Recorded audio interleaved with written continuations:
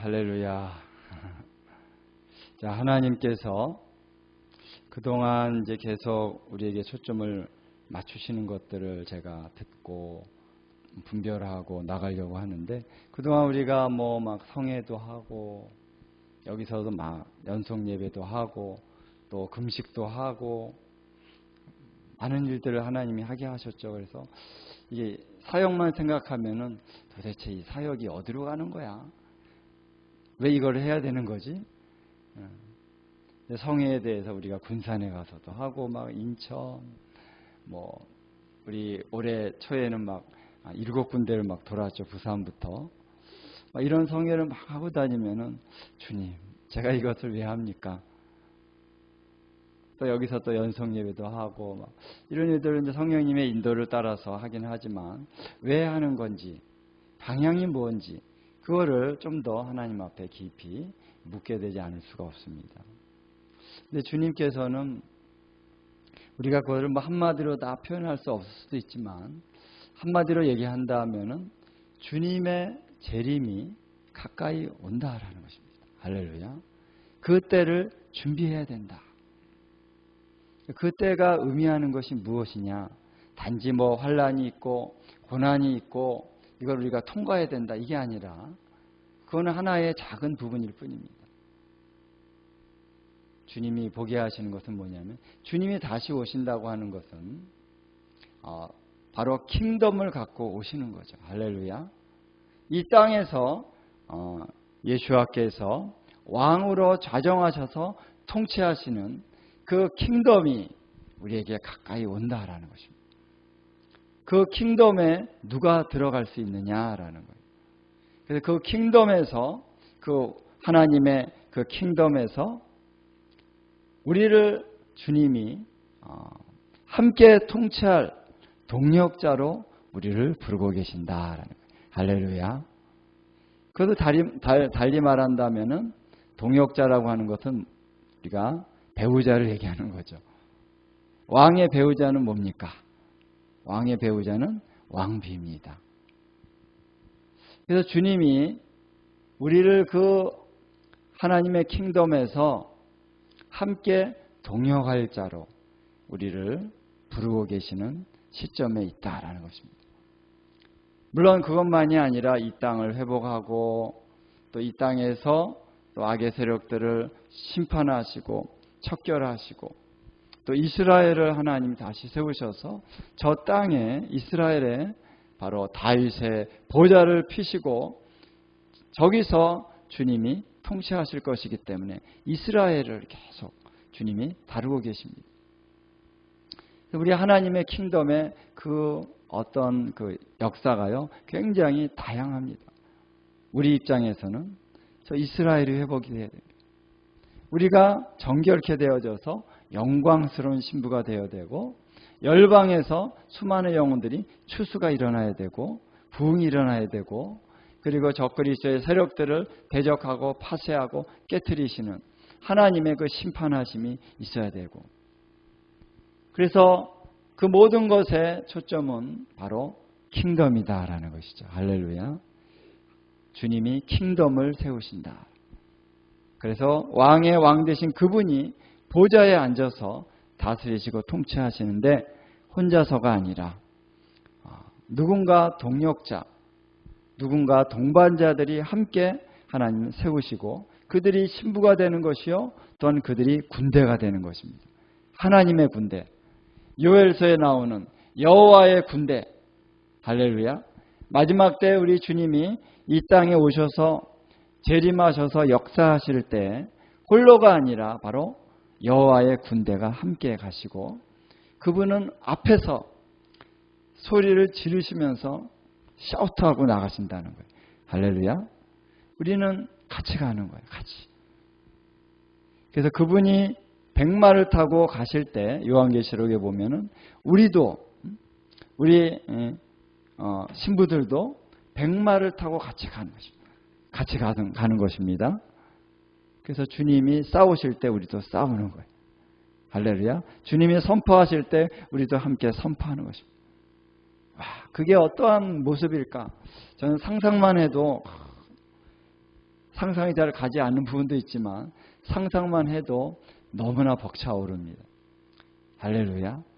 여러분 거기에 여러분들이 함께 그 대열에 끼어 있어야죠. 예. 그렇죠? 같이 가야 되는데 왜 안 보이실까? 그게 여기 계시는군요. 할렐루야. 우리가 함께 갑니다.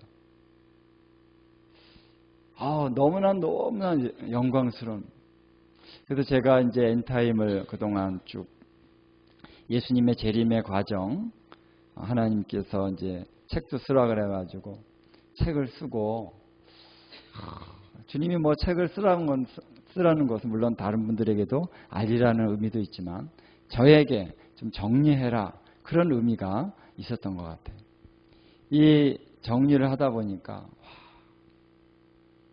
주님의 킹덤의 그 영광이 너무나도 놀랍습니다. 할렐루야. 우리가 영적인 눈이 열리니까요. 이 세상에 무슨 대통령이니 미국의 대통령이 세계 제1의 대통령이라고 하지만 미국의 대통령 또 세계에 만약 누군가 세계를 제패하는 그런 어떤 제국의 황제가 있다고 해도 하나님의 나라의 영광에 비하면 진짜 아무것도 아닙니다. 주님의 나라의 영광은 어떤 크고 이런 것만이 아니라 거룩하고 존귀하고 위엄 있고 할렐루야 순결하고 아름답고 빛이 나고 주님의 영광의 그 왕국은 우리가 말로 다 형용할 수 없다. 그 왕국이 이제 이 땅 가운데 침입하여 오는 것이 뭐냐면은 예수님의 재림입니다. 할렐루야. 예수님 혼자 오시는 게 아니에요. 천사들과 함께 오는 것이고 또 중간에 공중에서 이제 믿는 자들이 휴거돼서 올라가고 죽은 자들은 다시 일어나서 영광스러운 몸, 부활의 몸을 입고 바로 그리스도 예수님과 함께 이 땅에 오는 거예요. 군대가 오는 것입니다. 하늘의 군대가 이 땅으로 진입하는 것입니다. 얼마나 영광스럽고 얼마나 놀라운 것인지 우리가 말로 다 할 수가 없는데요. 그래서 이러한 영광의 킹덤이 오는데 오늘 우리를 주님이 준비시키신다. 주님과 함께 서기 위해서 거룩한 자들로서 영광스러운 교회로 우리를 세우신다라는 거예요. 그래서 오늘 우리가 하루하루 살아가는 것이 그냥 단순하게 살아갈 수 없습니다. 분명한 목적이 있어야 됩니다. 나의 목적이 아니라 하나님이 주시는 목적. 할렐루야. 하나님이 주시는 데스티니가 뭡니까? 우리의 데스티니가 뭡니까? 나의 부르심. This is my destiny. 나의 부르심이 뭡니까? 나의 영원한 소망, 나의 영원한 목적이 뭡니까? 하나님이 나를 창조하신 목적이 뭡니까? 바로 하나님의 그 영광을 아는 자. 그래서 거룩함으로, 정결함으로 이 세상과 함께 우리가 불태워지고 이 세상과 함께 멸망하는 것이 아니라 영광의 나라를 유업으로 이을 자. 그들로 우리를 부르셨다는 거예요. 예, 할렐루야. 그래서 오늘 이를 위해서 우리 주님이 우리를 준비시키는 이 과정 안에서 우리만이 아니라 바로 이 대한민국 또 한국의 주의 백성들 다음 세대 준비시키는 겁니다. 준비시키는 거예요. 그래서 우리가 환란이 오고 고난이 오고 이거 어떡하지 막 두려워 떨고 이거 환란을 내가 통과하지 못하면 어떡하나 조바심 갖고 우리가 가는 길이 아닙니다. 할렐루야. 그 정도는 빨리 통과해야 돼요. 예. 주님이 우리와 함께 하시는데 어떠한 환란이 오든지 무슨 상관이 있어요? 환란은 오히려 인내는 연단은 소망을 이룬다 하셨기 때문에 할렐루야. 환란이 오면 기뻐해라. 환란이 오면 기뻐해라. 기뻐하고 즐거워하라. 하늘에서 너희의 상이 크민이라. 그러면 우리가 이제 이 차원으로 올라가야 될 줄로 믿습니다.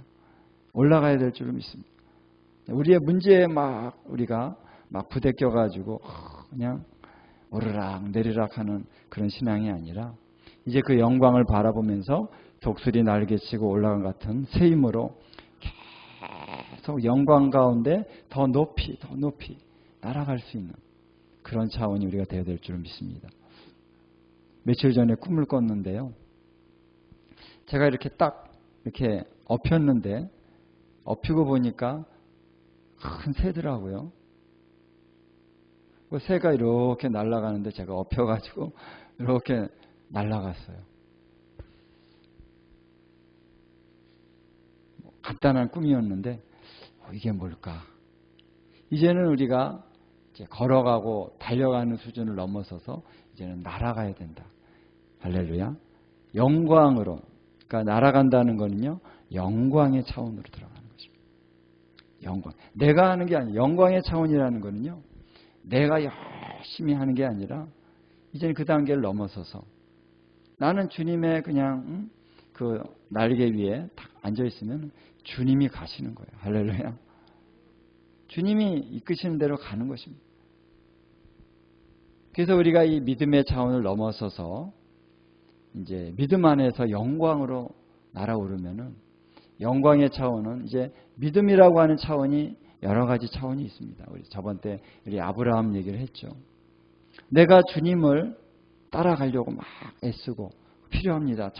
처음부터 뭐 그런 게 아니라 처음부터는 내가 열심히 주님을 따라가야 돼요.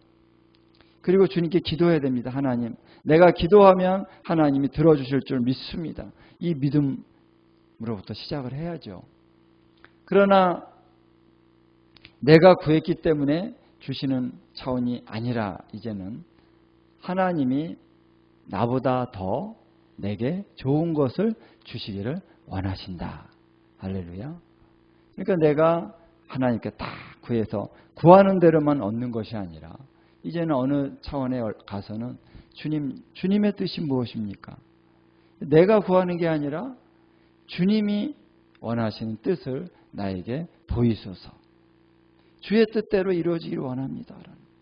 이제는 주님의 뜻에 내 자신을 맡기고 합니다.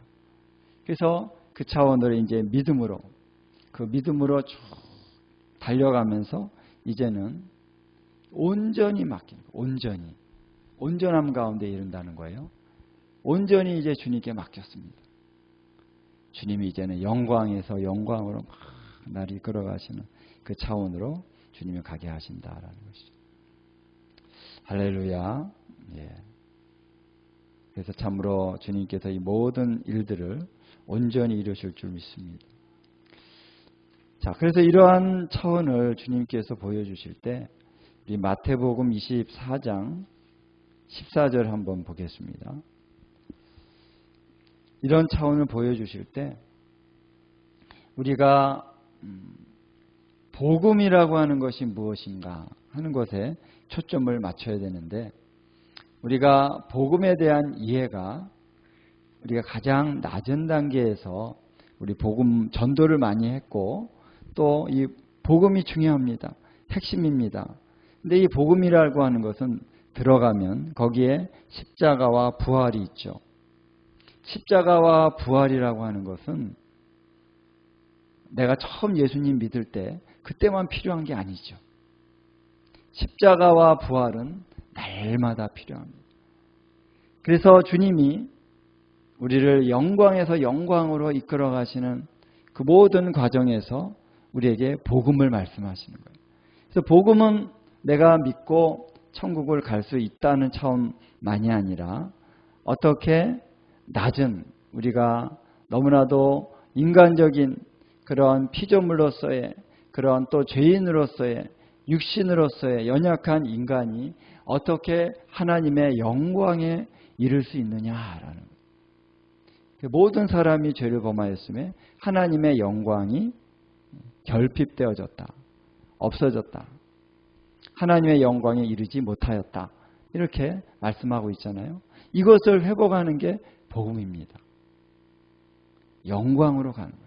그래서 구원이라는 것도 내가 예수 믿고 지옥 가지 않고 천국 간다 하는 이 차원을 넘어서서 구원이라고 하는 것은 하나님의 영광에 우리가 이르게 되는 것이고 신의 성품에 참여하는 자가 되는 것이 바로 구원입니다. 거기까지 가야 됩니다. 우리가 그것을 갈망하는 것이지 단지 형벌을 면하는 차원이 아니라는 것입니다.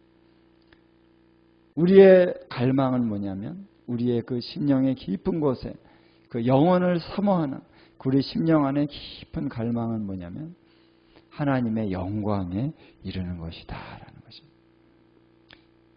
그런 줄도 모르고 우리는 살죠. 근데 하나님이 우리에게 알게 해주시는 것입니다. 그게 복음입니다. 복음.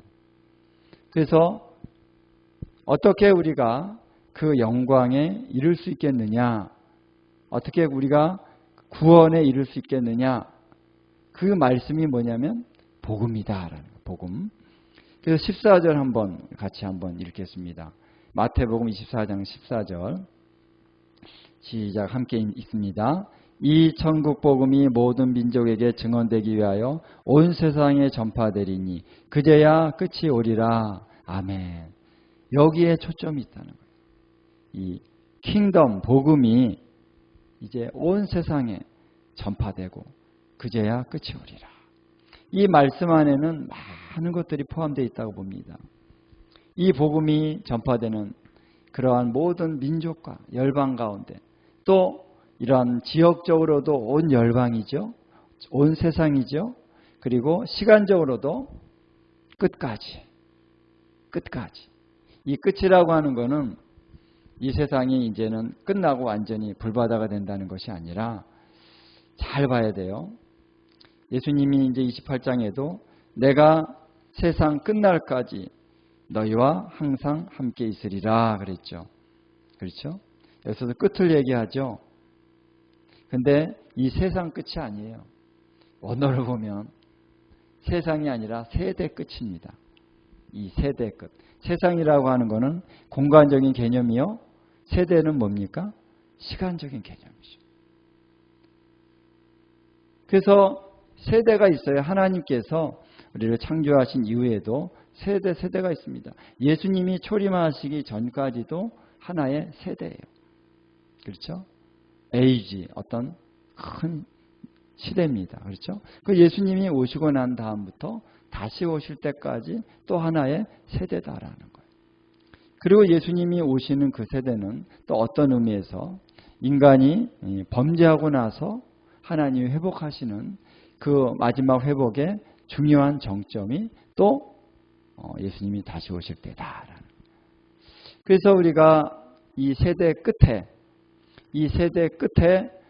예수님이 오신다라는 거예요. 할렐루야. 그제야 끝이 오리라. 이 끝이 바로 그때를 얘기하는 것이다. 그래서 이 천국 복음, 왕국 복음이 전파되는 모든 차원이요.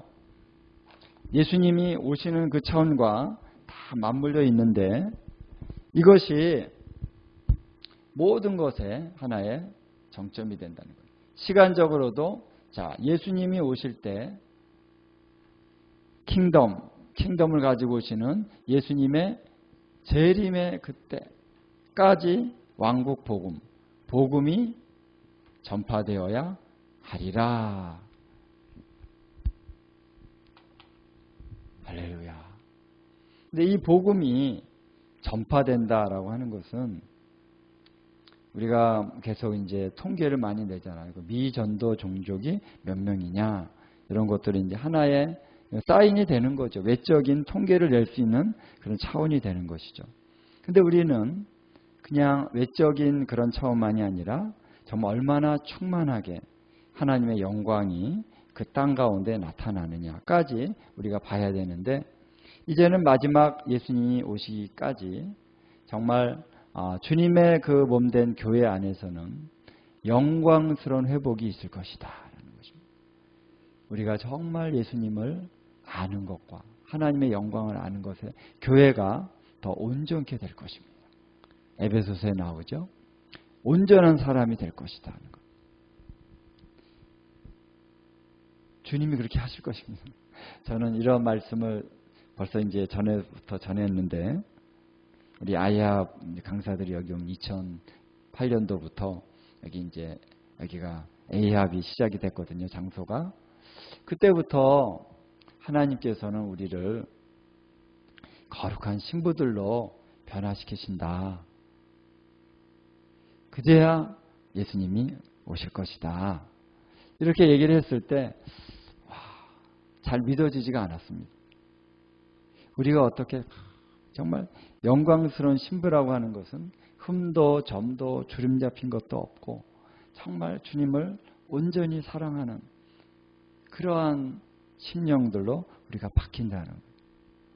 근데 아무리 봐도 나를 봐도 그렇고 주변을 봐도 별로 그럴 것 같지는 않아요. 물론 기사와 이적도 일어나고 뭐 역사도 있고 예배 가운데 하나님의 임재도 있고 그렇지만 사람들을 보면은 그럴 것 같지 않은데 그렇게 되어야만 예수님이 오신다라고 하니까 정말 그러면 어떡하지? 예수님이 오실 수 있을까? 자, 그러나 이것은 주님이 하시는 것입니다. 우리가 하는 게 아니라 주님이 하신다는 거죠. 할렐루야. 우리의 그 믿음의 영역이지 우리가 이루어야 될 영역은 아닙니다. 주님이 하신다는 거예요. 여러분 기대하십시오. 여러분들을 영광에서 영광으로 하나님이 변화시키고야 말 것입니다. 할렐루야. 그래서 환난이라는 것이요 있어야 돼요. 왜 환난이 있어야 되냐면 환난이 없이 우리가 이렇게 바뀌어지지 않습니다. 하나님의 계획 가운데 있다라고 저는 믿습니다만 좀 그렇게 기쁨은 아니지만 그래 우리가 꼭 환난이 있어야만 변화되나? 우리가 그런 존재뿐이 안 돼? 이렇게 좀 약간 그런 마음도 듭니다만 근데 그래요. 고난이 없이는요 우리가 안 바뀌더라고요. 좋게 하나님 말씀 잘 읽고 그래 말씀대로 열심히 기도하고 주님 그렇지 않아요. 그러니까 하나님이 고난을 허락하신다고 믿습니다. 그러니까 기쁨으로 받으면 됩니다. 자꾸 뭐 우리가 꼭 그래야 돼 뭐 이렇게 생각할 필요 없이 그렇구나 아멘. 하나님이 그렇게 하시니까 하나님의 선택이고 하나님의 방법이니까 할렐루야 받아들이면 됩니다. 환난이 최고조로 올라가는 그 순간 우리도 부흥이 일어난다는 거예요. 각성이 일어나고 그 믿는 자들 안에 놀라운 각성과 변화도 있고 그리고 대추수가 일어난다는 거예요. 대추수가 언제 일어나느냐? 물론 지금도 일어나고 있습니다. 지금도 부흥이 일어나고 또 추수가 일어나고 지금도 핍박이 있고 환란이 있죠. 근데 점점 더 이것들이 좀 고조된다는 거예요. 다. 그래서 환란과 핍박도 고조되고 그리고 부흥도 고조되고 할렐루야. 그리고 대추수가 일어납니다. 아이러니하게도 환란이 있는데 대추수가 일어난다. 그래서 여러분 이 천국 복음이 온 세상에 전파되리라. 그제야 끝이 오리라 했는데 이 말씀에 보면은 제가 여러 번 얘기했습니다만 그냥 우리 한국말로는 천국 복음이라고 그랬지만 원어는 왕국 복음이에요. The Gospel of the Kingdom. 여기에 무슨 하늘 천자가 들어가지 않습니다. 원어에 보면. 그래서 왕국 복음이라고 하는 게 정확한 이제 번역인데 여기 보면은 이 왕국 복음 이라는 말이 붙어요. 그래서 이가 뭘까? 이가 이게 썩은 이가 아니죠. 뭐죠? 뭐 영어로 말하면 this gospel of the kingdom 이라는 그런 영어로 말하면 이렇게 해석할 수 있어요. This gospel of the kingdom. 이제 이 왕국 복음이 근데 이 왕국 복음에 이라는 말을 붙였을까라는 거예요. 왜 이라는 말을 붙였을까요? 그래서 이거를 좀 이렇게 전체적으로 보면 마태복음 24장과 25장까지 예수님이 이제 말을 시작하셔서 쭉 이제 24장 1절부터 예수님이 쭉 말씀을 하시는데 어디서 말씀하셨습니까? 감람산에서 말씀하셨습니다. 그렇죠? 자, 여기는 이제 마태복음에는 안 나오는데 누가복음이나 마가복음 같은 데 보면은 여기가 감람산이다라고 하는 것이 나옵니다. 자, 여기서 예수님이 말씀을 쭉 시작하셨는데 어디까지 말씀을 하시냐면은 25장 끝까지 쭉 이어지는 말씀이잖아요. 그렇죠? 그래서 24장에는 민족이 민족을, 나라가 나라를, 그래서 재난의 시작이라 하면서 이런 어떤 징조들을 쭉 얘기하시면서 멸망에 가증한 것이 거룩한 곳에 선 것을 보거든 그러면서 또 이제 해와 달과 별이 어두워지고 떨어지고 인자가 하늘에서 보이겠고 그래서 큰 나팔 소리와 함께 천사들을 보내고 택하신 자들을 모으시고 이런 말씀들을 쫙 하시는 가운데 그러면 너희가 어떻게 준비되어져야 될 것이냐 하는 말씀까지 쭉 이어지고 있는 것을 볼 수가 있습니다.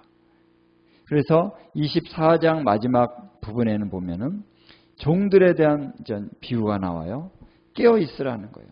악한 종이 되지 말고 선한 종이 되는데 선한 종은 뭐냐면은 생각지 않은 날 인자가 어떤 시간에 온다라는 거예요. 그때 그 주인이 왔을 때 종이 깨어 있어서 잘 막힌 대로 잘하면은 칭찬을 받지만 주인이 더디 온다고 해가지고 막 악하게 자기 뜻대로 막 동료들 때리고 술 친구들과 더불어 먹고 마시게 되면 주인이 와가지고 어떻게 해요? 엄히 때리고 외식하는 자의 벌에 처하리라. 거기서 슬피 울며 이를 갈리라. 이런 이제 비유를 예수님이 하고 있죠. 그래서 너희가 충성스러운 종이 되어줘야 된다. 라고 하는 그런 준비에 대한 어떤 원칙을 얘기하고 있습니다. 그 다음에 25장에는 우리가 잘 아는 열처녀의 비유가 나오죠. 열처녀 쭉 아는 이제 말씀을 하는데 이 말씀을 하신 이유가 뭐냐면 25장 우리 13절 한번 읽겠습니다. 12절 13절 우리 한번 읽겠습니다. 시작. 대답하여 이르되 진실로 너희에게 이르노니 내가 너희를 알지 못하노라 하였느니라. 그런즉 깨어 있으라. 너희는 그날과 그때를 알지 못하느니라. 그래서 어떠한 태도가 필요하냐? 깨어 있어야 된다. 깨어 있는다는 게 무엇입니까, 여러분? 깨어 있는다는 건 우리의 영이 깨어 있는다는 거예요. 영이 깨어 있어야 됩니다. 우리의 영이 잘못하다 보면은 이렇게 시들시들해지고 민감함이 결여되기 시작합니다. 기도도 안 되고 성경만 보려고 그러면 막 졸리고 예배 드리려고 그러면 일단 졸려 막 그리고 기도만 하려고 하면 막 졸리고 기도가 안 돼요. 어떨 때는 기도는 되는 졸립지는 않은데 기도하려고 하면 딴 생각이 막 자꾸 들어. 그래가지고 집중이 안 되고 여러 가지 케이스가 있겠죠. 우리의 영이 깨어있지 못하기 때문에 그런 것입니다. 깨어있다는 건요. 우리의 영이 다 주님 앞에 집중한다는 거예요. 주님과의 교통이 이루어진다는 거예요. 영적인 깨어남을 얘기하는 거죠. 그래서 잠자는 영을 깨워라. 뭐 그런 어떤 설교 제목들도 있습니다. 잠자는 영을 깨워라. 제가 좀 말씀을 드리면은 제가 며칠 전에 주님 앞에 회개하는 시간이 있었어요. 뭔가 제가 좀 답답한 거예요. 뭔가 심령이 답답. 왜 그럴까? 여러 가지 일이 있었고 뭐 그런 이제 여러 가지 마음에 좀 안 좋은 생각도 있고 막 원망도 들고 막 옛날에 그 막 올라오더라고. 옛날에 내가 받은 상처 같은 것들이 막 올라오기도 하고 주님 이걸 다루시기 위해서 그랬던 것 같아요. 그래서 이제 그런 부분들 놓고 하나님 앞에 나가는데 제 영이 하나님 앞에 어떤 새벽에 기도를 하는데 막 주님 앞에 막 간절한 마음이 올라오면서 어떤 고백이 나누면 주님 나를 떠나지 마시옵소서. 이 고백이 드려질 때 제 심령이 확 올라오더라고요. 그 찬양 가운데 이런 찬양이 있습니다. 주 예수 대문 밖에 찬송가에 있죠. 기다려 섰으나 제가 가끔 이 찬양을 많이 부릅니다. 문 두드리는 손은 못 박힌 손이요. 이 찬양을 이렇게 하나님 앞에 갑자기 이제 이 찬양이 나와가지고 부르고 있는데, 그 찬양 뒤에 보면은 자정하사 떠나지 마소서, 이 찬양이 있거든. 자정하사 떠나지 마소서 고백을 하는데, 주님 떠나시면 안 됩니다. 제 심령 안에서 이러한 고백이 나오는 거예요. 그러면서 눈물이 확 쏟아지면서 내 마음 안에 그 모든 이제 아픔과 이런 어떤 것들이 확 그냥 올라오면서 주님 앞에 토설이 되는, 입에서 막 토설이 나오는 그런 이제 시간이 있었습니다. 그리고 이게 뭘까 하면서 기도하면서 주님 앞에 잠잠히 나갔습니다. 주님, 저의 심령이 왜 이렇게 답답했고 이렇게 쌓인 게 많았습니까? 주님이 딱 생각나게 해주시는 게 있어요. 전에 이제 몇 개월 전이죠. 1년도 된 것 같고, 주님이 야, 너 유튜브에 영상 너무 많이 보지 말아라. 좋은 거라도 너무 많이 보지 말아라. 나는 시기하는 하나님이시다. 영상을 많이 보면은 영상이 좀 강렬하잖아요. 그러니까 영상이 너무 많이 이렇게 내 안에 이렇게 들어오면은 주님께 집중하기가 좀 어려워지는, 왜냐하면 인간이 한계가 있으니까. 그렇죠? 집중력이라는 게 한계가 있잖아요. 기도하려면은 굉장한 집중력이 필요하잖아요. 근데 영상을 많이 보다 보면은 집중력이 떨어지는 거예요. 그 주님, 이건 좋은 건데 이거 필요한 거 아닙니까? 필요한 부분들이 있고, 그러니까 요즘에는 이 지식 전달을 다 이 영상으로 많이 하니까 설교를 들래도 영상이요, 자료를 볼래도 영상이요, 유튜브에서 찬양과 경배 이런 것도 유튜브 볼 때 다 영상이잖아요. 근데 주님이, 그런데 그 말씀을 듣고도 조금 행하다가 또 이렇게 하다가 또 좀 이렇게 보게 되다가 또 안 보게 되다가 또 보게 되고, 나도 모르게 자꾸 더 많이 보게 되더라고요. 그러면서 내 심령이 점점 이렇게 둔해져 있던 거였어요.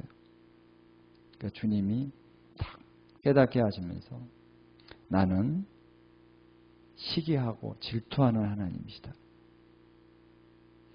그러면서 주님이 딱 이렇게 계시를 주시는 게 뭐냐면, 너는 신부다라는 거예요.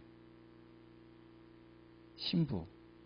우리가 주님과 정혼한 신부죠. 이제 최종적으로 주님과 함께 살 날이 올 것입니다. 우리가 이제 부활의 몸을 입는 것이 바로 주님과 함께 결혼으로 들어가는 거죠. 지금은 주님이 처소를 예비하기 위해서 우리에게 내가 처소를 예비하러 간다. 기다려라. 근데 우리는 지금 정혼한 사이입니다. 정혼한 사이도 결혼한 거예요. 그렇죠? 신부입니다. 그래서 우리가 주님과의 신부인데, 신부는 어떻게 되느냐? 신부는 어떻게 됩니까? 신랑을 향해서 온전한 순결과 사랑을 다해야 됩니다. 그리고 우리의 정서와 감정과 이런 부분들도 따로따로 노는 게 아니죠. 신부는 신랑과 함께 누리고 기뻐하고. 지금 우리가 우리 가정 안에서 그 연습해야 되는 건데, 훈련해야 되는 것인데 너무 중요합니다. 그래서 부부관계가 왜 중요합니까? 주님과의 연습이거든요. 주님과의 연습. 그래서 아내들이여 남편에게 어떻게 하라? 순복하라. 이는 교회가 그리스도에게 순복함 같이. 여러분 잘 아시죠? 이미. 근데 제가 갑자기 그 계시가 딱 오면서, 그래요, 내가 주님의 신부죠. 남자가 신부라 그러니까 좀 그렇지만 좀 이제 알겠는 거예요. 주님의 신부가 된다는 게 뭔지 조금 깨달아진 거예요. 나의 그 감정적인, 유튜브를 보면은 좀 재미있어요. 그렇죠? 좋은 걸 보면 물론 악한 건, 나쁜 건 안 보지만 유익한 걸 본다 그러지만, 유익한 거 보면서도 내가 누리는 게 있어요. 재밌잖아요. 좋잖아요. 그렇죠? 영상을 탁탁탁 보면은 와, 어떤 지식을 많이 얻었다라고 하는 그런 것도 있고, 어떨 때는 은혜도 받죠. 근데 그것까지도 내가 영적인 차원에서 도움이 되기 때문에 보는 것 차원도 주님은 때로는 질투하신다. 주님께 기도할 수 있는데, 주님의 음성을 직접 들을 수 있는데 자꾸 보는 것을 주님이 원치 않는다라는 거예요. 주님이 원할 때 보고, 주님이 원하시는 만큼 보고, 그것까지도 우리 주님께 맞춰드리는 것이 그게 신부다라는 거예요. 할렐루야. 그래서 그러니까 주님 말씀대로 내가 하지 않으니까 내 영이 둔감해지는 거예요. 그래서 하나님 앞에 회개했습니다. 주님, 내가 이제 끼어 있겠습니다. 그래서 여기 열처녀 비유가 있는데, 우리가 주님을 맞이하려면은 깨어 있어야 된다는 거예요. 기름을 준비해야 됩니다. 다만 지금 등불이 있다고 해서, 은혜가 있다고 해서 만족해서는 안 되는 거예요. 이것이 계속 타오를 수 있도록 기름을 더 준비해서 이 불이 계속 더 밝게 타올 수 있도록, 그래서 내가 겨우 믿고 내가 이 정도 믿고 내가 구원 받겠지, 이 정도로 있으면은 실족할 수 있는 가능성이 있다라는 거예요. 그게 아니라 그 차원을 넘어서서 주님을 사랑해서 더욱더 주님을 더 가까이, 그래서 주의 형상을 담기 위해서 우리가 계속해서 달려가고 날아가고 전진해가는 이런 어떤 열정 가운데 살아야 되는 것이죠. 아까 우리 찬양 가운데도 보면은 주님을 첫 자리에 모셔드리는 것이 첫 계명이다. 그래서 이 첫 계명은 다른 모든 계명과 동일선상에 있는 것이 아니라, 그러면 첫 계명이 아니죠. 첫 계명은 다른 계명들과 동일선상에 있는 것이 아니라 모든 계명들 위에 가장 최고의 위치가 있는 것이 첫 계명인데, 그것이 무엇입니까? 마음을 다하고 뜻을 다하고 힘을 다하여 주 너의 하나님을 사랑해라. 제가 HIM 또 이런 영성하는 그런 교회 가운데 오랫동안 있었어요. 찬양과 경배, 예언적인 사역, 치유 사역, 축사 사역도 하고, 또 기름 부으심과 그런 사도와 선지자들, 이런 많은 메시지들과 은혜 가운데 있었어요. 그때 저는 이제 예배 인도자였기 때문에 예배 인도도 하고, 예배가 참 좋죠. 나에게는 예배가 참 중요하다. 왜? 하나님 나를 부르셨으니까. 그래서 예배가 참 좋았습니다. 그런데 어느 날 하나님이 이제 깨닫게 해주신 것이 있어요. 뭐냐면은 예배가 모든 사역들과 동일한 선상에 예배 사역이 있고, 중보 사역이 있고, 치유 사역이 있고, 또 뭐가 있죠? 또 예언 사역이 있고, 영적 전쟁 사역이 있고, 전도 사역이 있고, 그 중에 하나가 예배가 아니라는 것입니다. 주님이 원하시는 그 심령 안에서는 예수님을 사랑하고 예수님을 섬기고 예수님을 예배하는 것은 첫 자리에 있어야 된다. 근데 우리가 보면은 예배 사역이 귀하게 여기죠. 예배 사역에서 별로 관심도 없는 교회도 있으니까. 근데 예배가 중요하구나, 이렇게 좀 올라왔지만 이 정도가 아니라는 거예요. 주님을 예배하면 퍼스트에 있어야 된다. 다른 건 없어도 그 예배는 있어야 된다. 그래서 첫 자리에 예수님을 모셔드려요. 정말 내가 첫 자리에 예수님을 모시고 있는가, 이런 부분에서 어떻게 보면 다 뽀록이 나는 거예요. 제가 제 부끄러운 모습을 여러분들 다 말씀드립니다. 뽀록이 나는 거예요. 내가 주님을 정말 사랑한다면 그 사랑의 어떤 그 계명을 첫 자리에 내가 두고 있었다면 나의 삶 속에서 내가 온전한 신부가 되어져야 된다. 신랑을 사랑하고 신랑을 향한 헌신과 또 신랑과 내 감정까지도 같이 공유하는 것입니다. 신랑의 기쁨이 따로 있고 신부의 기쁨이 따로 있고 좀 우리가 많이 좀 찔리죠. 우리 가정 안에서 주님으로부터 배워야 돼서 배워도 흘려보내야 됩니다. 할렐루야. 이게 흘러가야 됩니다. 근데 먼저 주님 안에서 주님 우리의 신랑이십니다. 아마 우리 자매님들은 좀 적용이 쉬울 것 같아요. 그런가요? 아무래도 여자분들이니까. 근데 이제 남자들, 저는 이제 남자잖아요. 근데 항상 이제 신랑만 되려고 그랬지 신부가 된다는 게 뭘까? 그래서 저도 예수님의 신부거든요. 그렇죠? 가장 중요한 것은 처음 사랑을 잃어버리지 않는 것입니다. 그래서 계시록의 7교회 가운데 첫 번째 에베소 교회에서 다루신 부분이 뭐냐면 너의 처음 사랑을 버렸느니라. 이거 회복해라. 예수님을 정말 사랑하느냐.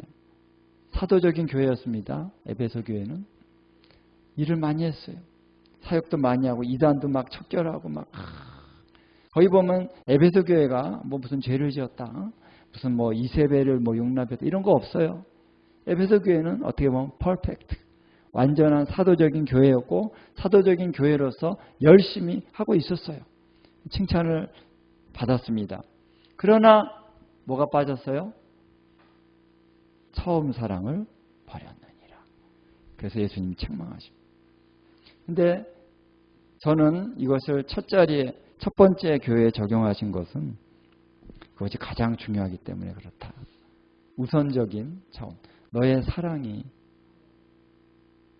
여전히 나를 향해서 사랑하고 있느냐. 예수님을 사랑하고 있느냐. 예수님의 음성만, 예수님이라고 고백만 해도 내 마음이 감사와 감격으로 눈물을 흘렸던 그런 때가 있었죠. 지금도 그러냐라는. 옛날에 그랬는데요. 그게 이제 다가 아니라 지금도 그러느냐라는. 지금도. 오늘 우리의 마음이 그렇게 깨어 있어야 된다라는. 이거를 이제 얘기하신. 이게 뭐냐면요. 아까 얘기했죠. 이 왕국 복음을 내가 땅끝까지 전파하리라. 근데 이라고 하는 거는 예수님이 말씀하신 이 말씀하시면서 이라고 하시는 건 뭐냐면 지금 24장, 25장 전체가 복음이라는 거예요. 할렐루야. 예수님을 내가 전심으로 사랑한다는 것이요. 그래서 깨어 있는다는 것이 뭐냐면 복음이라는 것입니다. 내가 예수님을 사랑하는 자로 회복이 되어져야 된다. 그 다음에 이제 달란트 비유가 나오죠. 여러분들 잘 아니까 제가 자세히는 안 하지만 달란트 비유 잘 아시죠? 그럼 여기서 달란트가 뭐냐라는 것이 나옵니다. 달란트를 어떤 사람은 달란트를 예수님이 그러니까 주인이 이걸 가지고 장사를 해서 일을 남겨라 그랬는데 그냥 감춰줬어요. 그리고 어떤 사람은 이거를 해서 잘해서 달란트를 또 남겼죠. 그때 이제 두 종류의 사람에 대해서 착하고 충성된 종아, 그리고 어떤 사람은 악하고 게으른 종아, 두 가지의 반응을 보이셨다라는 것. 그럼 여기서 달란트라는 것이 뭘 의미하고 달란트를 받아서 일을 남긴다는 것이 무엇을 의미하냐. 우리는 그냥 달란트를 어떻게 우리가 이해합니까? 탤런트. 이건 재능이다. 이렇게 이해를 합니다. 그래서 내게 주신 재능을 잘 활용해서 주님을 위해서 열심히 일을 해야 된다. 이렇게 이 정도로 우리가 적용을 하고 있습니다만 주님께서 이것을 보여주실 때 뭐냐면은 이 말씀은 곧 오늘 달란트를 받았다라고 하는 것은 뭐냐면 우리가 예수님을 믿고 거듭난 자라는 거예요. 예수님을 안다는 것입니다. 근데 예수님을 알고 믿었으면은 그 믿음으로 말미암는 행위로 살아야 된다라는 것입니다. 복음을 알았지요. 구원을 알았지요. 십자가와 부활을 우리가 알았잖아요. 예수님을 믿고 하나님의 자녀가 됐잖아요. 할렐루야. 그러면 이제 야고보서의 말씀처럼 어떻게 해요? 행함이 있는 믿음 가운데 온전케 되어져야 된다. 그거를 예수님이 말씀하시는 거예요. 그런데 어떤 불의의 사람은 예수님을 믿고 예수님을 압니다. 구원 받았다라고 하는 그런 마음도 있습니다. 그런데 행위가 없다는 거예요. 행위가 없다. 악하고 게으른 종이다. 그래서 이것은 사역자에게만 해당되는 말씀이 아니라 우리 모든 사람이 다 사역자예요. 사실 목사님들만 사역자가 아니라. 그렇죠? 여기서 말씀하시는 것은 뭐냐? 내가 복음을 정말 믿고 구원을 받은 그런 확신 가운데 있다면 이제는 복음으로 살아야 된다라는 거예요. work, 행위가 있어야 된다라는 것입니다. 행위가 없다면 그 믿음은 죽은 믿음이다라는 거예요. 그래서 제가 여러 번 말씀드렸습니다만 이 복음이라고 하는 것은 그래서 우리가 많은 사람들이 내가 복음을 안다 그러는데 로마서 4장까지만 딱 아는 거예요. 로마서는 길잖아요. 로마서 4장까지만 이게 복음이구나. 오직 믿음으로, 행위가 아니라 믿음으로.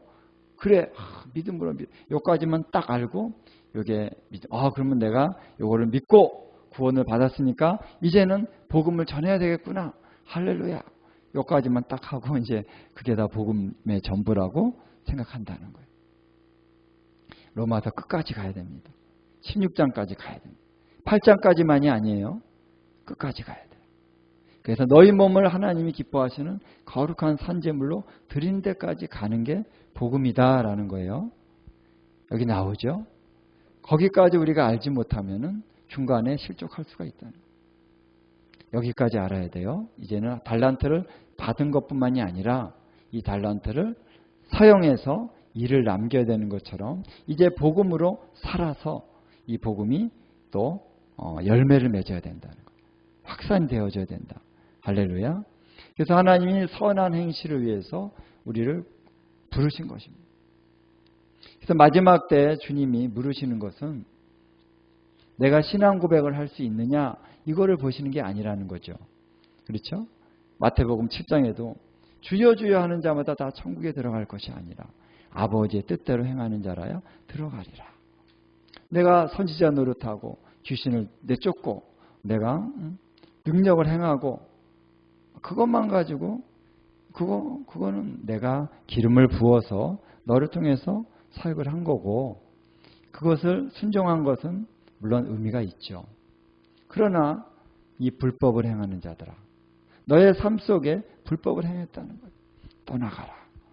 왜 이런 말씀을 하시게 되냐면은 복음이라고 하는 것은 뭐냐면은 구원을 내가 받는 그 믿음 안에서 아브라함이 하나님을 믿음에 그것을 의로 여기셨다. 거기로 끝나는 것이 아니라 내가 하나님을 믿는다면 내 독자 사랑하는 독자 이삭을 내게 바쳐라 하는 말씀에 순종할 수 있느냐라는 거예요. 할렐루야. 믿음이 있다면 내가 하나님 이삭을 죽여도 하나님이 다시 살리실 것입니다. 이것을 믿는 거예요. 믿으니까 드릴 수 있는 거죠. 그렇죠? 그것처럼 내가 믿으니까 달란트를 묻어두지 않고 달란트를 사용해서 일을 남긴 삶을 살아갈 수 있는 것입니다. 그래서 내가 믿느냐 그러면은 계명을 지켜라라는 거죠. 믿음이 있다면 계명을 지켜라. 내가 계명을 지켜서 살 수 없다면 믿음이 아직은 온전하게 된 게 아니다라는 거예요. 그래서 이것을 주님이 마지막 때에 주님이 심판하시는 것입니다.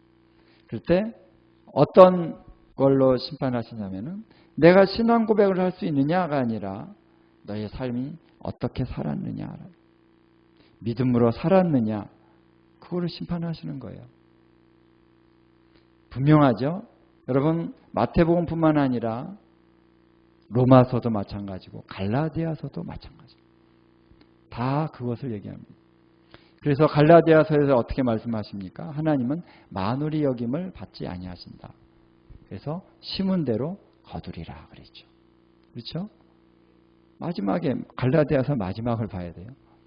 그래서 누구든지 성령으로 심는 자는 성령으로부터 뭘 거둬요? 영생을 거둔다. 할렐루야. 누가 영생을 얻느냐라는 거예요. 성령으로 심는 자가 영생을 얻는. 육체로 심는 자는 썩어질 것을 거둔다라는 거예요. 영생을 거두지 못한다는 것입니다. 그래서 믿음이라고 하는 것, 복음이라고 하는 것은요, 우리의 삶과 우리의 행위와 직결이 돼 있고, 우리의 행위라고 하는 것이 구원과 관련이 없는 것이 아니라 있다라는 거예요.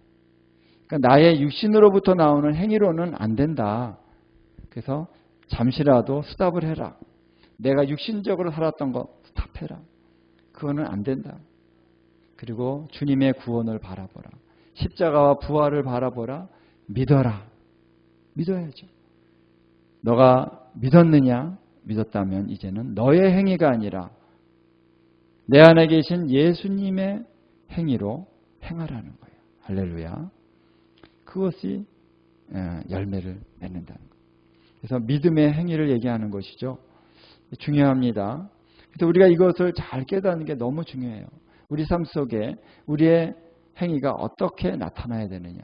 그래서 결국은 내 안에 계신 예수님이 우리를 통해서 나타나시게 하는 그 차원이 가장 중요한 훈련 중에 하나입니다. 왜 그게 안 됩니까? 그렇게 하려고 그러는데 안 되죠. 분명히 예수님 내 안에 계시는데 왜 안 되느냐? 아직 내 육신 안에서 처리되지 않은 부분들이 있다는 거예요. 아직도 내가 내 자신의 의로, 내 열심으로, 내 노력으로, 내 방법으로, 내 지혜로, 내 안에 내 자부심을 가지고 뭔가 사는 것이 있다는 거예요. 이런 것들이 십자가에서 다 죽음에 처해지고 대신 성령으로 말미암아 예수님의 성품이 우리를 통해서 나타나는 그 훈련이 우리가 돼야 됩니다. 깨져야 됩니다. 그렇죠? 우리 자아가 깨져야 된다 이런 말씀 우리 많이 하잖아요. 우리 찬양 가운데도 부셔져야 하리. 뭐가 부셔져야 됩니까? 우리가 하려고 했던 우리의 모든 삶의 방식들 다 깨져야 되는 거죠. 우리 안에 자만, 우리 안에 자기의 의, 그리고 어떻게 돼야 됩니까? 십자가 앞에서 하나님, 나는 아무것도 할 수 없습니다. 그리고 내가 해서도 안 됩니다. 주님, 나는 비켜드릴 테니까 주님이 하시옵소서. 나는 다만 순종하겠습니다. 순종을 해야 돼요. 순종도 안 하고 주님 알아서 하세요. 난 몰라요 이제. 그건 아니죠. 내가 아무것도 할 수 없으니까 주님이 말씀하신 대로 내가 하겠습니다. 그래서 물 떠온 하인들은 알더라 그랬죠. 갖다 주라 그러니까 하인들이요. 그거 순종하기 그렇게 쉬운 건 아니었습니다. 왜요? 한번 생각해 보십시오. 물이라고 하는 거는요. 우리처럼 지금 생수가 아니라 발 씻는 물이에요. 발 씻는 물. 유대 이스라엘은 물이 지저분하거든요. 석회가 엄청 많기 때문에 그 물을 그냥 먹을 수 없는 물이에요. 그렇죠? 우리로 말하면 이제 꾸정물이라고 할 수 있어요. 이런 물을 딱 떠다가 사람들에게 딱 갖다 주면 어떻게 됩니까? 사람들이 야, 너 막 이거 어떻게 이걸 먹으라 그래? 우리 잘못하면 잘릴 수가 있어요. 종들이 그렇잖아요. 그렇죠? 종들도 그걸 순종하는 게 쉬운 건 아니었어요. 그러나 종들이 순종했다. 그래서 갖다 주니까 포도주로 변했어요. 할렐루야. 그래서 종들은 알더라. 와, 종들은 이 포도주가 어떻게 되는지를 아는 거예요. 와, 예수님이 말씀하시니까 물이 변하여 포도주가 됐네? 할렐루야. 우리가 이런 기쁨을 누릴 수 있는 거죠. 우리는 순종하는 것입니다. 우리는 아무것도 몰라요. 우리가 알면 얼마나 알고 우리가 아는 건 다 삐뚤어졌어. 잘못 알고 있는 게 너무 많습니다. 우리는 잘 몰라요. 그렇기 때문에 주님이 말씀하시면 예. 그리고 순종하면은 주님이 역사하시는 그 영광스러운 역사를 우리는 경험하는 것입니다. 할렐루야. 경험하는 것. 와, 주님 놀라우신 분이시군요. 와, 주님 탐복하는 것입니다. 주님이 원하시는 게 그거예요. 주님이 하나님의 벗이라 그랬죠. 아브라함이. 그거를 이제 말씀하시면서 하나님의 벗이 뭐냐? 하나님의 벗이 내가 다 하는 게 아니라 내가 열심히 어떤 사역을 하고 와, 놀라운 어떤 기적을 행하고 이런 일을 하면서 내가 자부심을 갖는 그게 아니라 나는 아무것도 아닙니다. 내가 옆에서 주님이 하세요. 주님이 하라는 대로 내가 순종해 드릴 테니까 주님이 하세요. 정말 이런 태도로 우리가 주님을 따라가는 것입니다. 그런데 주님이 하시는 걸 보는 와, 주님 놀랐군요. 물이 변하여 포도주를 만드신 주님. 야, 주님 무리를 걸어오시네요. 와, 주님 참 놀라우시네요. 주님에 대해서 탐복하는 것입니다. 그게 우리의 상급입니다. 할렐루야. 우리가 주님이 우리의 상급이라는 말씀이 있죠. 상급이 주님이 뭔가 뭐 맛있는 걸 주시고 뭐 이런 것도 상급이지만은 주님 그분 자신이 상급이라는 거예요. 주님이 주시는 것도 상급일 수 있지만 주님이 상급이십니다. 주님을 알게 되고 주님을 누리게 되고 주님을 경험하는 것 자체가 우리에게 기쁨이에요. 우리에게 상급이에요. 와, 할렐루야. 누구에게만 이 상급을 주십니까? 순종하는 자에게. 순종하는 자가 아는 거예요. 그래서 결국은 믿음으로 산다는 것은요, 순종으로 사는 것입니다. 할렐루야. 믿음과 순종은 동전의 양면과 같은 거예요. 내가 그래서 순종하지 못한다면 믿음이 없는 거예요. 그래서 또 믿지 못한다면 순종할 수 없습니다. 제대로 순종은 내가 순종한다고 자부심을 갖는 것은 내 육신적인 차원에서의 생각입니다. 온전한 순종은 믿음 가운데 순종이 나오는 것입니다. 그래서 오늘 마지막에 주님이 이것을 가지고 심판하신다는 거예요. 잘하였도다. 착하고 충성된 종아. 종이라는 건 뭡니까? 아까 그랬죠. 순종하는 자. 따라가는 자가 종인데 신실하게 주님의 종이 됐느냐. 내가 적은 일에 충성하였으면 내가 많은 것으로 내게 맡기리니 내 주인의 즐거움에 참여할지어다. 그래서 적은 것이 뭐냐면은 지금 우리가 주님을 따라가는 이 삶 속에서 내가 주님께 충성하면 많은 것은 무엇입니까? 주님이 오신 다음에 할렐루야 우리를 주님이 함께 통치하는 동력자로 세워주신다는 거예요. 그때는 많은 것을 맡길 것입니다. 우리에게 많은 것들을 주님이 혼자 다 하시는 게 아니라 주님 오신 다음에 다 주님의 종들에게 주님의 그 신부들에게 너는 이거 해. 문화 비유도 있죠. 너는 10골을 맡아라. 너는 5골을 맡아라. 주님이 이렇게 다 맡겨주시는 것입니다. 너는 한국에 가서 이런 일을 해. 그럴 수도 있고요. 뭐 다른 영역도 있겠죠. 너는 찬양을 해. 여기서 우리가 찬양 인도로 막 이제 충성스러웠던 사람이 있으면은 그날에 예루살렘에서 예수님이 자 오늘 우리 한번 집회를 하자. 열방에서 다 와라. 열방에서 다 와서 저 예루살렘에 모여서 예수님이 말씀하시고 율법을 선포하시고 계명의 말씀 풀어주시고 그런 주님이 다시 말하면 사경회를 하십니다. 자, 사경회 하기 전에 자, 너 한번 찬양인도 한번 해봐. 할렐루야. 영광스러운 그 시간에 거기서 찬양 인도를 할 수 있는 거예요. 어떤 일을 맡기실지 모르지만 그때에도 주님이 다 일을 맡기신다는 거예요. 그때는 많은 것으로 맡긴다는 거예요. 내 주인의 즐거움에 참여할지어다. 할렐루야. 주인의 즐거움이 무엇일까? 상상이 잘 안 가는 말씀도 많지만은 어쨌든 지금보다 우리가 더 놀라운 기쁨이 있다는 거예요. 놀라운 기쁨. 할렐루야. 그것이 우리의 상급입니다. 그날에 우리가 얻는 상급. 그리고 나서 이제 그 다음에 말씀이 그분이 이제 영광의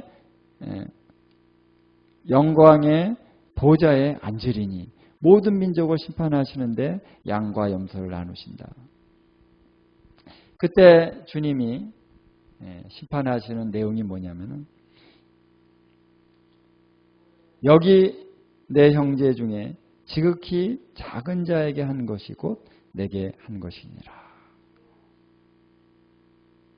사랑이죠. 사랑. 얼마나 어떻게 보면은 같은 말씀인데 계명을 지킨다고 하는 말씀, 또 믿음의 행위가 있다는 것은 결국은 사랑으로 나타나는 것입니다. 내가 얼마나 사랑의 삶을 살았느냐라는 것. 지극히 작은 자. 예수님 직접 우리가 상대하는 건 아니지만 물론 예배 가운데 예수님을 섬깁니다만 우리 삶 속에서도 보시는 거예요. 지극히 작은 자 하나에게 네가 어떻게 했느냐. 그렇죠? 여기 말씀에 내가 줄일 때 먹을 것을 주었고 목마를 때 마시게 하였고 나그네 되었을 때 영접했고 헐벗었을 때 옷을 입혔고 병들었을 때 돌아보았고 옥에 갇혔을 때에 와서 보았느니라.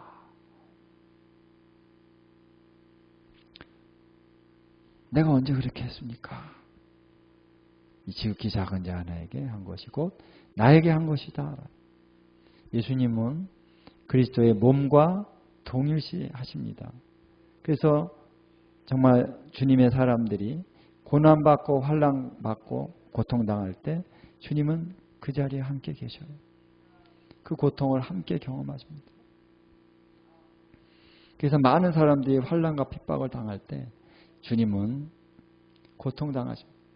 고통스러운 마음을 가지고 그들과 함께 하시는데 누군가 와서 그들을 도와줄 때 주님은 나를 그들이 도와줬다.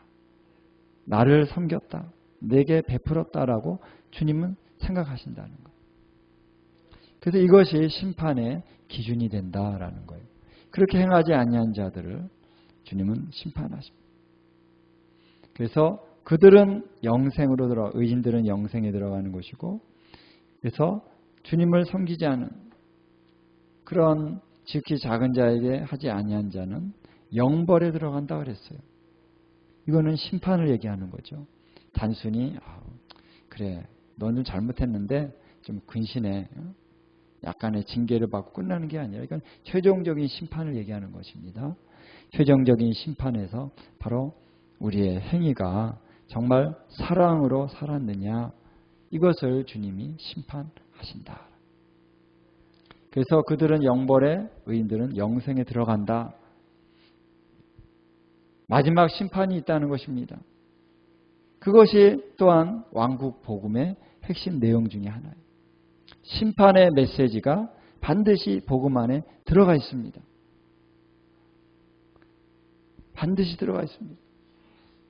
영원한 멸망, 영원한 형벌 있다는 거예요. 그래서 누가 이 영원한 형벌을 받느냐, 누가 영생으로 들어가느냐, 하나님은 분명하게 말씀하셨다는 것입니다. 이것을 우리가 전해야 됩니다. 이게 왕국 복음이에요. 왕국 복음. 너무 우리가 어떨 때는 복음을 가볍게 생각할 수가 있습니다. 복음은 이 성경의 전부가 복음입니다. 그래서 예수님이 이 마지막 때 어떻게 오실 것이냐, 이것도 복음이에요. 회개하라. 회개하는 것 필요한데 그 전에 천국이 가까이 왔는다. 어떻게 가까이 왔느냐? 앞으로 어떤 일들이 있을 것이다. 이 엔타임의 메시지도 뭐예요? 이게 복음이라는 거예요. 어떻게 주님이 오실 것인가? 어떤 일이 일어날 것인가? 그리고 어떻게 심판하실 것인가? 어떤 기준으로 심판하실 것인가? 어떤 기준으로 구원하실 것인가? 성경은 자세히 나와 있습니다. 자세히 나와 있습니다. 우리가 안 봐서 그렇지 보다 보니까 야 내가 이런 말씀이 있는 줄도 몰랐네. 이런 말씀이 너무 많고요. 다 필요한 말씀입니다. 그래서 오늘 우리가 이러한 어떤 복음의 말씀 안에서 깨어서 우리가 준비되어져야 됩니다. 그것이 신부입니다. 그 신부예요. 막 신부라 그래가지고 너무 막 아름다운 그런 메시지만 전하고 너무 고상한 메시지만 전하는 게 아니라 신부는요, 회개해야 됩니다. 씻어야 됩니다. 우리 안에 깊은 죄성을 날마다 십자가에 못 박아야 되는 거죠. 그것이 증명이 되는 곳이 먼저 가정이 돼야 되는 것이죠. 가정에서 증명이 돼야 됩니다. 내가 증명을 얻어야 돼. 내가 좀 이제 주님 안에서 성결하고 거룩한 삶으로 가는 차원에서 좀 철이 들었구나. 좀 성장했구나. 우리가 어떻게 그것을 볼 수 있느냐? 가정에서 봐야 된다. 가정이 바로 척도입니다. 바로메타입니다. 그래서 가정의 관계 안에서 부모님과의 관계, 또 아내와 남편의 관계, 형제들과의 관계, 부모 자녀 간의 관계, 이런 모든 관계성 안에서 정말 하나님의 아름다운 의가 나타날 수 있는 데까지 가야 된다. 그 다음에 이제 가정을 넘어서서 다른 이웃으로 또 가야 되는 것이죠. 그래서 다른 이웃들은 우리가 좀 쉬운데 가정은 어렵다라고 좀 우리가 많이 생각하는 이유는 뭐냐면, 그건 어폐가 있는 거죠. 사실은 가족들의 관계가 제일 쉬워야 되는 거죠. 그리고 다른 사람들은 이제 살짝 만나고 오니까 쉬운 것 같죠. 그 사람 깊이 같이 살지 않잖아요. 같이 사는 게 아니라 좋은 말하고 좀 약간 좀 어려운 일 있으면 딱 피하면 되고, 그러니까 뭐 다른 사람하고 관계가 뭐 어려워질 필요가 없을 수 있지만 그 사람들하고 같이 살면은 문제가 달라지는 거죠. 그러니까 가정 안에서 하나님이 그래도 가족들은 사랑하잖아요. 사랑하니까 함께 살잖아요. 가족들은 가족들의 관계 안에서 먼저 이것이 훈련이 되고 회복이 되어야 그 다음에 다른 사람들과의 관계 안으로 더 깊이 들어갈 수 있는 일이 가능해진다라는 것입니다. 여러분, 그래서 이제 복음입니다. 십자가의 죽으심과 부활의 메시지는 그냥 단순한 하나의 어떤 내가 그것을 믿고 구원받으면 이제 끝나는 그런 메시지가 아니라 죽을 때까지, 주님 앞에 설 때까지 십자가와 부활은 계속해서 우리 안에서 우리가 새겨져야 되고 또 선포되어져야 되고 고백되어져야 되는 그런 메시지다는 거예요. 그래서 주님이 오실 때까지 주의 죽으심을 우리는 우리 자신에게 날마다 채우고 또 전하고 복음 전도도 하고 예수 거리에 나가서 전도도 하고 또 이 복음을 가정에 적용하고 날마다 내 자아가 죽고 부활하고 계속 반복해야 되겠습니다. 날마다 십자가가 필요합니다. 왜? 내 자아가, 내 육신의 것이 죽는 곳이 십자가이기 때문에 날마다 십자가 붙들어야 돼요. 날마다 우리 예수님의 보혈을 찬양해야 됩니다. 보혈이 우리의 죄를 씻기 때문에. 할렐루야. 날마다 필요하고 날마다. 그래서 날마다 복음, 날마다 십자가, 날마다 보혈. 우리는 날마다 순간마다. 그래서 생각나면 회개하고 기도하고 주님 앞에 우리가 내려놓고 끊고 가야 되는 것이죠. 그래서 오늘 우리가 주님이 우리를 거룩한 신부로 부르셨는데 우리가 주님의 부르심을 향해서 우리가 달려가며 또 날아가야 됩니다. 달려가는 차원 넘어서서 이제는 날아가는 차원까지 가는 여러분 될 수 있기를 주님의 이름으로 축원을 드립니다. 잠깐 우리 한번 기도하겠습니다.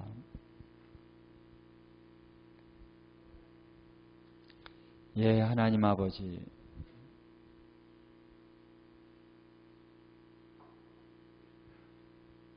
오늘 주님이 저에게 깨우치게 해주셨던 것처럼 우리가 주님을 집중할 수 있어야 됩니다. 집중한다는 것이 굉장한 에너지가 들더라고요. 차라리 많은 일들 몸으로 이렇게 다니고 하면서 일을 하는 거 노동일도 하고 어떨 때는 어떤 글도 쓰고 이런 것은 오히려 내가 좀 좋아서 하는 거면 그거 많이 했다 그래서 피곤하긴 하지만 힘든 것은 아니에요. 근데 주님께 집중하는 거, 기도하는 거, 우리가 쉽지 않죠. 하루 종일 오랜 시간을 주님께 집중하는 것은 사실 쉽지 않습니다. 근데 우리의 집중력이 자꾸 분산이 된다면 주님께 기도하는 시간의 그 질이 떨어질 수밖에 없습니다. 근데 오늘 우리는 기도는 생명이죠. 주님께 기도하는 건 생명인데 시간을 많이 갖는 것도 중요하지만 우리 주님 앞에 집중할 수 있어야 됩니다. 그래서 주님의 음성을 들을 수 있어야 됩니다. 성령님이 내 안에서 역사하시는 것을 내가 잘 받아내고 따라가고 또 순복해 갈 수 있는 그러한 차원으로 우리가 날마다 더 변화되어져야 될 줄로 믿습니다. 주님은 시기하기까지 사모하신다. 주님, 우리 주님을 더 가까이 우리가 모실 수 있는 그런 은혜 가운데 거하게 해주십시오. 우리의 예배가 더 업그레이드 되기 원합니다. 더 친밀함으로 들어가기 원합니다. 친밀함으로, 더 깊은 친밀함으로 들어가기 원합니다. 주님, 그래서 우리가 필요하면 금식도 하는 것이고 필요하면 철야도 하는 것이고 시간도 드리는 것이고 짧은 시간 내에 집중이 안 되니까 시간을 많이 들여서 우리 찬양도 듣고 때로는 월십 그런 어떤 그 영상도 보고 왜 그러는 것입니까? 주님께 집중하기 위해서 주님의 임재 가운데 들어가기 위해서 시간을 드리는 것입니다. 그것이 주님을 위한 헌신의 그런 제사인 것이죠. 주님은 우리를 가까이 하기 원하십니다. 주님을 가까이 함이 결국은 나에게 복입니다. 얼마나 큰 축복을 주십니까? 주님을 가까이 할 때 주님이 복을 주실 수 있는 거예요. 오늘 우리가 시간 주님 우리가 주님께 더 가까이 가기를 원합니다. 더 가까이 가기를 원합니다. 오늘 이 시간 하나님 우리 한 분 한 분에게 더 기름을 부어 주시옵소서. 신부의 기름 부으심을 우리에게 부어 주시옵소서.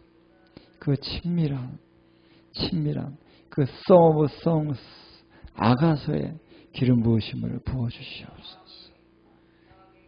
나의 사랑, 나의 어여쁜 자, 나의 신부야, 일어나서 함께 가자. 일어나서 함께 가자. 주님이 우리를 초청하실 때 우리가 더 가까이 주님을 내가 가까이 함이 다른 목적이 아니라 그냥 주님이 좋아서 주님 그분 자신이 우리의 목적이 되게 하여 주시옵소서. 주님 자꾸 우리는 일을 하려고 합니다. 뭔가를 사역을 하려고 합니다. 뭔가 생각해서 뭔가를 성취하려고 합니다. 주님은 아무것도 성취되는 것이 없을지라도 오직 주님 한 분만으로 기뻐하고 뛰놀 수 있는 어린아이와 같이 주님으로 인하여 기뻐할 수 있는 우리의 심령이 되게 하여 주시고 주님을 위하여 나의 시간 얼마든지 드립니다. 얼마든지 모든 바쁜 일정들을 다 끊어버릴지라도 사람들이 나에게 만나달라고 아우성 칠지라도 나는 주님과의 기쁨을 빼앗기지 않겠다라고 하는 그런 열정으로 주님께 나아가는 저희들이 되기를 원합니다. 오 주님 우리를 더 가까이 이끌어 주십시오. 우리를 더 가까이 이끌어 주십시오. 그래서 우리가 주님과의 더 친밀한 만남 안으로 들어가는 저희들이 되게 해주시옵소서. 주님 이 시간 우리가 더 주님께로 가까이 나가기 원합니다. 주님 우리를 주님의 사랑의 품 안에 더 안아주시고 더 가까이 우리를 이끌어 주시옵소서. 그리하시 우리 주님을 찬양드리며 예수님의 귀하신 이름으로 기도합니다.